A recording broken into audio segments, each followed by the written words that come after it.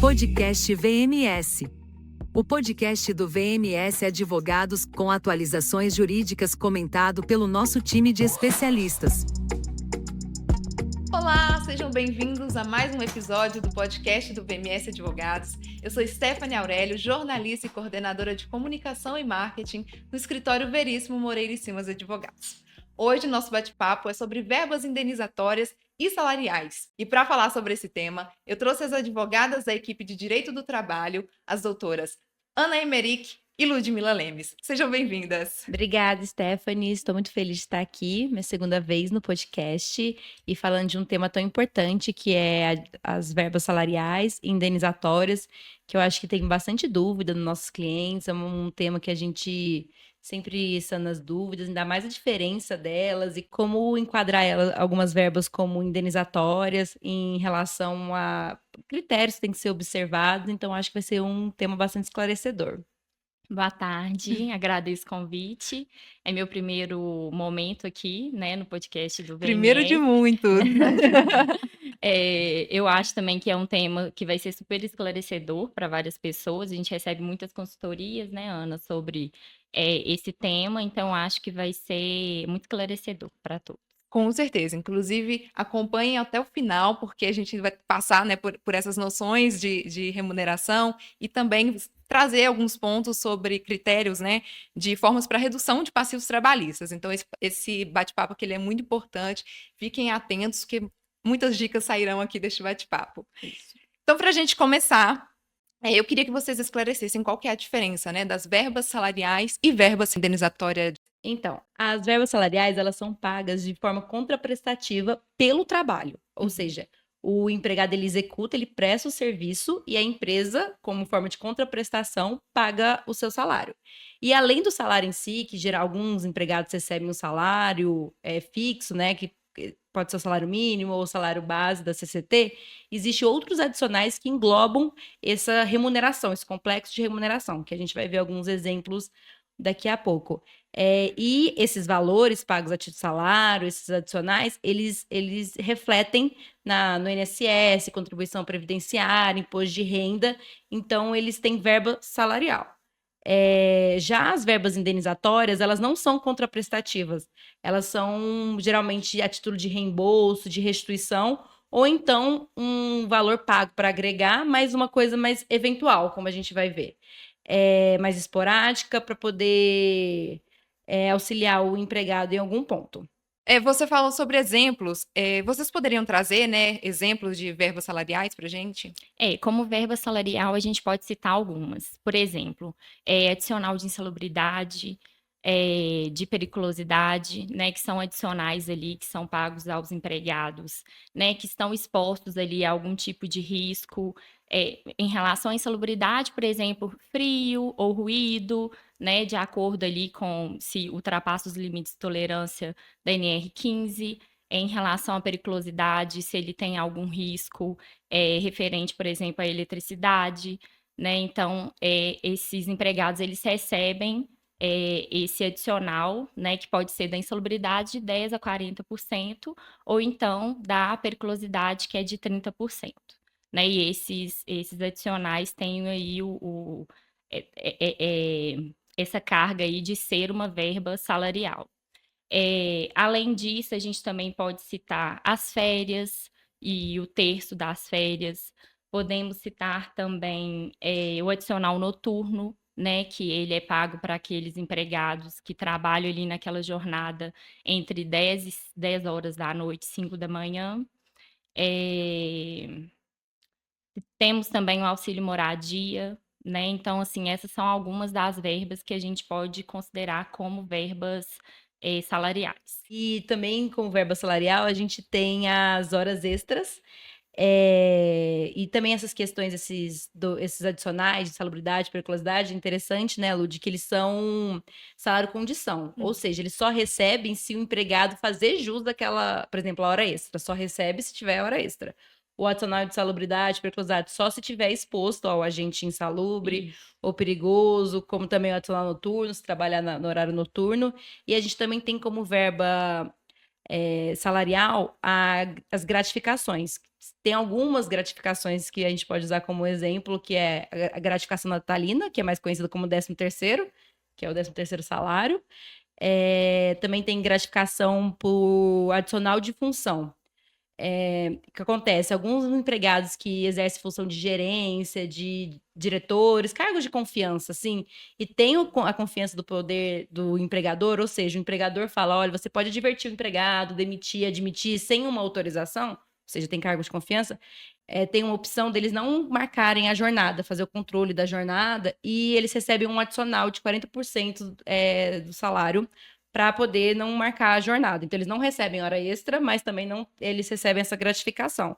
E também tem as comissões, que são os pagamentos de alguns empregados que trabalham com metas, com vendas, muito comum. Existe 2 tipos de comissionalista, o misto e o puro. O puro, ele é aquele que recebe só comissões. Ou seja, ele não tem nenhum salário fixo, mas é garantido o salário mínimo para ele. Ou seja, mesmo se ele não conseguir bater todas as metas, ele vai ter que receber ao menos o salário mínimo. E tem o comissionista misto, que ele recebe uma parte em um salário fixo, que é o salário mais convencional que a gente vê, e também recebe um percentual, às vezes pela venda ou por alguma meta que ele tem que atingir. Todas essas verbas, elas têm natureza salarial, então elas vão refletir em INSS, em contribuições previdenciárias e tudo mais. E as verbas indenizatórias? As verbas indenizatórias, como eu falei, elas não têm um caráter contraprestativo. Que a gente pegar a diferença, por exemplo, da hora extra, é uma contraprestação. Você trabalhou a mais, então você está recebendo por aquilo. As verbas indenizatórias, não. E elas também não vão refletir, né, nas contribuições previdenciárias. E alguns exemplos é o salário maternidade, que a mulher recebe 120 dias após o parto. Agora, depois que o bebê sai do hospital, né, teve uma decisão do STF sobre isso. Também em caso de adoção, em caso de aborto não criminoso, também recebe, é um tempo menor a licença maternidade, mas recebe. A gente também tem como exemplo o aviso prévio indenizado, que é quando o empregado ele é demitido e quem demite é o empregador. A empresa demite sem justa causa, ele tem que dar um aviso de 30 dias. Ele pode ser trabalhado ou indenizado. Então, se for indenizado, se for pagar esse valor correspondente a um mês, ele não tem reflexos nas verbas salariais e também não vai incidir na contribuição previdenciária. E outro ponto, também temos os 15 dias que antecedem o auxílio-doença, que é quando o empregado ele apresenta o atestado, por exemplo, de 60 dias, os 15 primeiros, quem arca é a empresa. Então, nesses dias, a empresa paga, vai ter natureza indenizatória. Tem o auxílio alimentação, que não está na lei, previsto na lei, né? Que tem que pagar vale alimentação, mas tem muitas convenções coletivas que têm essa obrigatoriedade, ou as empresas pagam de forma espontânea, e desde que sejam pagas através do cartão alimentação, do vale alimentação, não podendo ser paga em dinheiro, ela tem natureza indenizatória também, como a cesta básica, e também temos a diária de viagem, que é muito comum para motoristas ou para vendedores externos, né? Que são valores a título de... Porque os empregados gastam em hotéis, moradias, essas questões. Às vezes, algumas CCTs veem a previsão do valor da diária, outras também é negociado entre o empregado e o empregador esse valor da diária. E a gente também tem o Vale Transporte, que está instituído por lei, que é o Vale Transporte para transporte público, também é pago através de cartão, e o empregado ele tem um desconto de 6%, que ele ajuda nessa questão do vale, mas o resto do valor, ele também tem natureza indenizatória. Uhum. E pensando nessa questão de transportes, né? O empregador, ele também pode pagar ao seu empregado um valor a título de ajuda combustível, auxílio combustível, né? Isso também geralmente está aí em uma convenção coletiva, então é um acordo coletivo. Então, isso também é uma verba, né, de natureza indenizatória, que também vai ser ali para ajudar. Às vezes o empregado não tem interesse no Vale Transporte, e para ele vai ser, E ele tem carro, melhor, né? será melhor o auxílio combustível. Então ele pode, né, optar então por receber esse benefício. E também tem alguns casos que a empresa ela oferece o o transporte, o ônibus coletivo, às vezes, né? Uhum. Porque não tem acesso, ou não tem ou não tem transporte público, e esse valor também que seria, também englobaria como verba indenizatória. Uhum. Estes são os mais usuais, né? Acho que a maioria das pessoas conhece, vale transporte, vale alimentação, mas tem os que são mais, que são pontos de atenção, né? Como a PLR. Ela seria uma verba indenizatória diferente, correto? Isso. A PLR é a participação nos lucros e resultados, né? Ela tem uma lei própria, que é a 10.101 de 2000, e aí ela estabelece que essa participação nos lucros, ela precisa ter, né, tem os próprios critérios. Então, assim, é importante que isso esteja determinado em convenção coletiva, ou então em acordo coletivo. Então, ela precisa estar em um acordo coletivo, ou convenção coletiva. Ela é uma espécie de um bônus, entende? Então, a intenção dela é repartir, não sei se é a palavra correta, mas os lucros ali daquela empresa com, né, os seus empregados. E além de ACT ou CCT, né, que a gente Uhum. pode implementar, também pode ser por uma comissão com representantes do sindicato, de empregado, a gente consegue implementar Isso. também. Mas o mais usual é pelo acordo É, coletivo, feito entre o sindicato e a empresa. exatamente. E existem alguns pontos de atenção nesse sentido? Também outra verba indenizatória, às vezes, que causa um pouquinho mais de dúvidas, assim, além da PLR, são os prêmios. Os prêmios, eles são pagamentos que são feitos de forma espontânea pelo empregador para os empregados. Na CLT, existe a previsão que o prêmio, mesmo ele pago de forma habitual, ou seja, constante, mensalmente, assim, não seria natureza salarial, ele teria natureza indenizatória. Mas a jurisprudência trabalhista, né, os tribunais e a Receita Federal, eles entendem de forma diferente. Eles falam que a habitualidade descaracteriza a verba indenizatória. O prêmio é algo realmente espontâneo, assim. E então a habitualidade, né, os tribunais e o CARF entende que ele, se você for pago de forma habitual, vai perder essa característica de ser liberal, espontâneo, que é do prêmio. E tem umas outras regras dos prêmios muito importantes, além da periodicidade, que é a Receita Federal, através de uma resolução de consulta, falou que é a ausência de formalização. Ou seja, o que seria isso? O prêmio não pode estar escrito, você tem que atingir tal meta para receber o prêmio, porque o prêmio ele realmente tem esse caráter liberal, espontâneo. O empregado, para receber o prêmio, ele tem que fazer além do ordinário, ele tem que fazer o extraordinário. Por exemplo, eu gosto de dar exemplo, a gente está fazendo audiência, a gente tem que fazer tantos acordos, assim, aí a gente ganharia o prêmio, mas não tem que ser assim, tem que ser. Aqui é o ordinário, tem que fazer no mínimo. Minha meta é fazer 10 audiências. Esse é meu ordinário, que se espera de mim. Se eu fizer o extraordinário, o empregado ele tem a faculdade de pagar o prêmio ou não, que também não existe algo. Não pode ter um regulamento obrigando o Não é uma empregador. obrigatoriedade, né? Exatamente, é algo liberal. Então, quando a gente responde questionamentos sobre o prêmio, a gente sempre fala isso. Não pode estar formalizado quando você vai pagar o prêmio, porque tem que ser algo inesperado e liberal.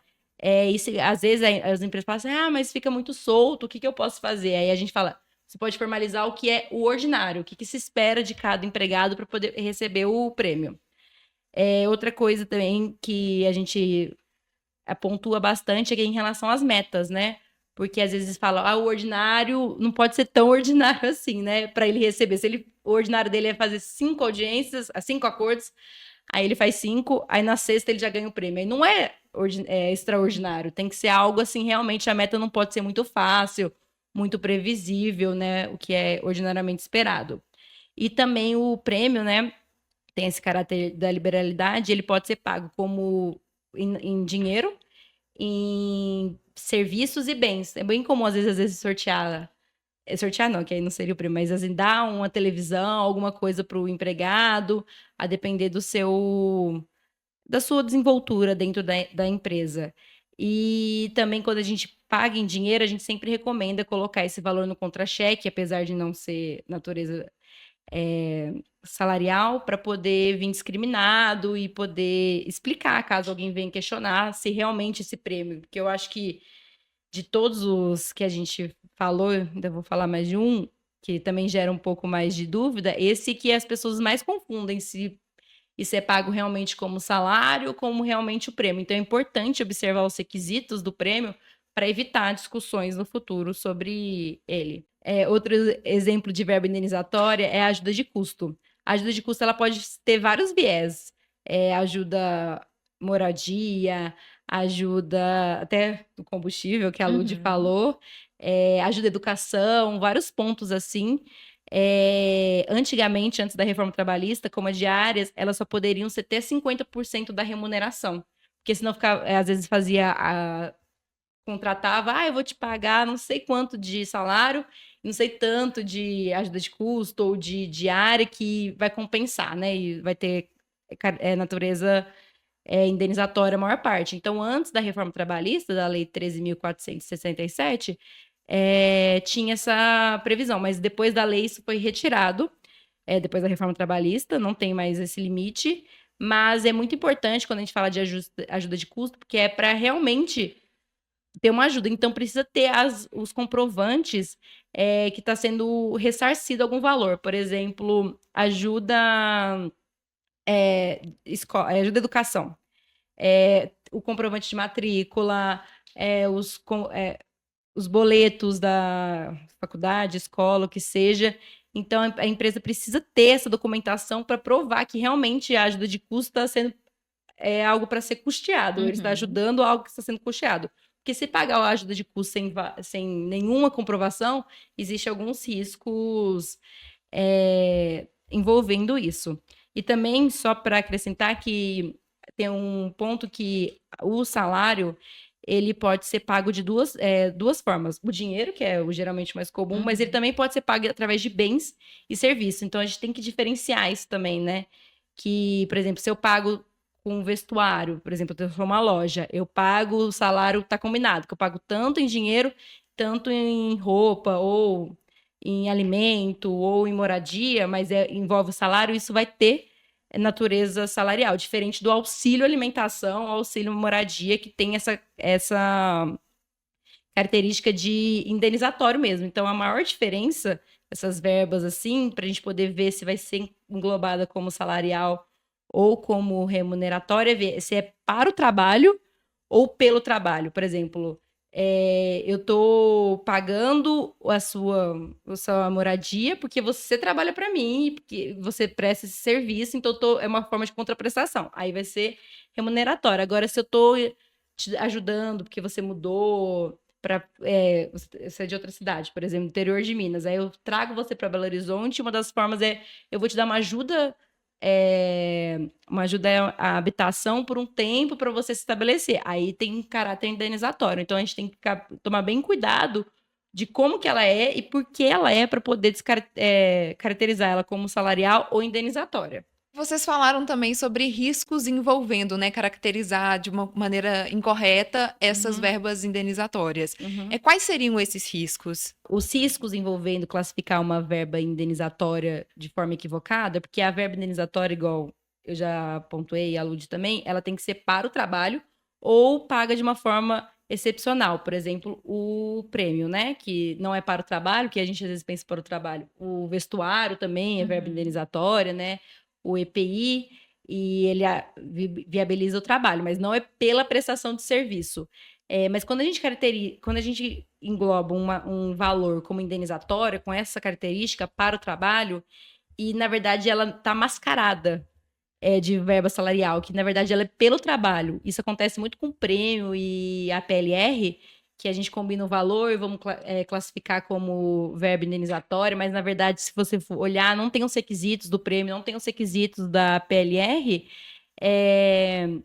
ela tem um risco de ser, em eventual ação trabalhista, ajuizada pelo empregado, reconhecer essa verba salarial e a empresa ser condenada a recolher o INSS, o imposto de renda, desses valores pagos durante todo o período do contrato de trabalho, observando as prescrições. E além do risco judicial, existe o risco administrativo da Receita Federal ou do Ministério do Trabalho, Ministério Público do Trabalho, fiscalizar esses pagamentos e ver, por exemplo, que você paga prêmio, ou você paga PLL. A PLL está na CCT ou na CT? Porque é um requisito que é obrigatório. Não tá. Então, peraí, será que é verba indenizatória mesmo ou você está usando esse valor para mascarar o caráter salarial e também o recolhimento de impostos, né? Porque quando a gente fala muito da verba indenizatória e salarial, essa aqui é a questão. A salarial vai recolher impostos, a indenizatória não. Então, pode ter uma fiscalização e se caracterizado que aquele valor não tem natureza indenizatória, mas sim salarial, a empresa pode ser autuada, multada, ter uma ação civil pública, se tiver um inquérito civil, e ser condenada a pagar a indenização por danos materiais e morais coletivos. Então, é muito importante a empresa ter esse cuidado de observar se realmente esse valor está sendo pago e está como verba indenizatória e se ele está preenchendo os requisitos dessas verbas. E documentando, né? É importante. Documentando é muito importante. E para a gente finalizar nesse bate-papo, a gente prometeu aqui no início do podcast que iríamos falar sobre formas de amenizar os passíveis trabalhistas, pensando aqui nas verbas indenizatórias. Quais seriam as dicas que vocês deixariam aqui para o nosso ouvinte, né, para a pessoa que acompanha nosso podcast, os empresários que precisam, né, estar atentos às formas que estão documentando essas remunerações? Quais são essas dicas? Claro. Bom, como a Ana já trouxe aqui, por exemplo, a PLR, né, é importante que ela esteja ali na convenção coletiva, então no acordo coletivo. É importante também deixar muito claro, por exemplo, por meio de um acordo individual com o empregado. Existe também hoje, né, depois da reforma trabalhista, a figura do empregado hipersuficiente. Então, assim, com ele você consegue fazer um acordo, assim, em termos não técnicos, né? De igual para igual ali. Então, você consegue esclarecer, estabelecer essas verbas de forma... Até a PLR mesmo. Exatamente. De forma que não envolva necessariamente, por exemplo, sindicato, né? Só que aí, nesse caso, né? É importante que as empresas, né?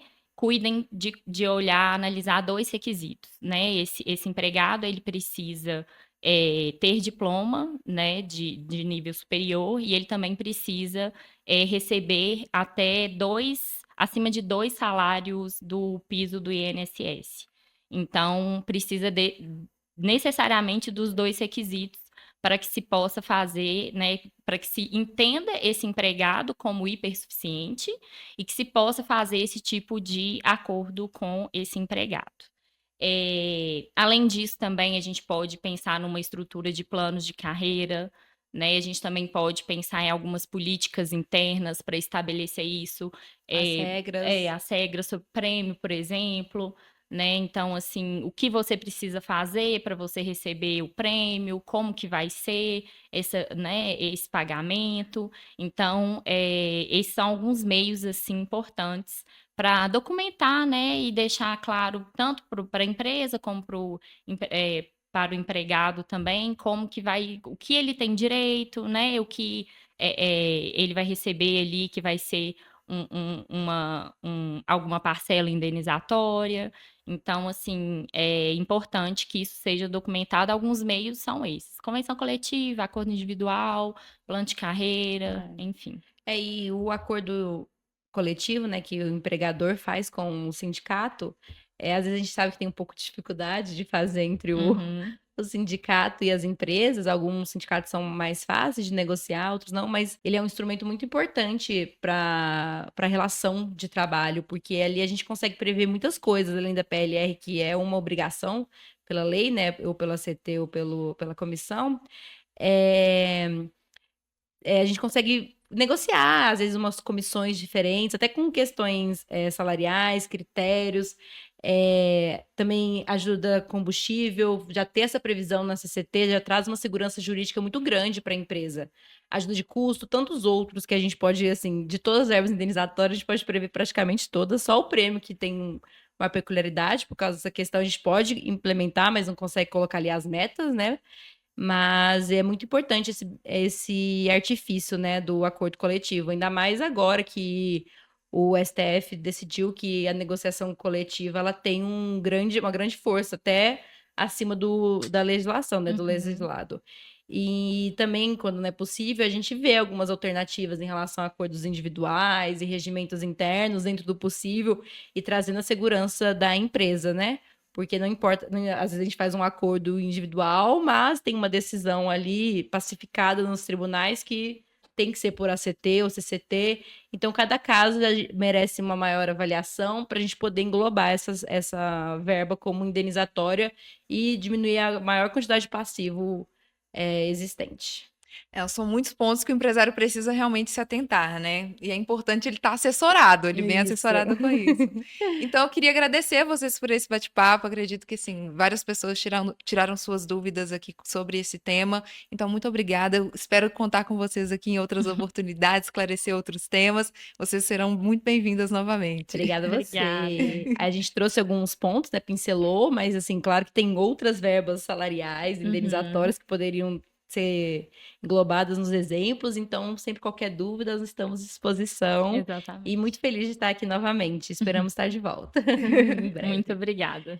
Por nada, gente. Eu espero que vocês também tenham gostado desse bate-papo. Eu aproveito para convidá-los para seguir o nosso podcast em todas as redes sociais. Nós estamos no site pmsadvogados.com.br, no YouTube e no Spotify. A gente fica por aqui. Quaisquer dúvidas sobre este e outros temas, entre em contato com a nossa equipe que está apta para respondê-los. Até breve!